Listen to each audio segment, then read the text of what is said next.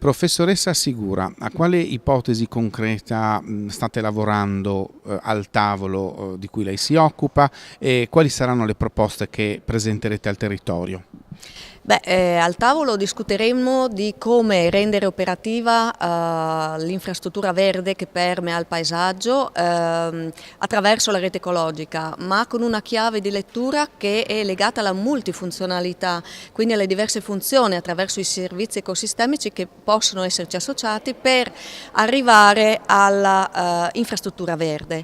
Le proposte che faremo sono quelle legate partendo dalle esperienze già in atto nel territorio di implementazione di queste infrastrutture legate alla visualizzazione, alla valorizzazione dei diversi servizi ecosistemici, andando ad analizzare l'esperienza in essere e raccogliendo quelle che sono le aspettative, le problematiche del territorio stesso, coinvolgendo i diversi attori.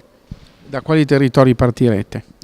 Partiremo dai diversi contesti di paesaggio regionale, considerando il paesaggio rurale, ma anche il paesaggio montano, con qualche cenno ai paesaggi urbani che sono più diciamo materia approfondita negli altri tavoli.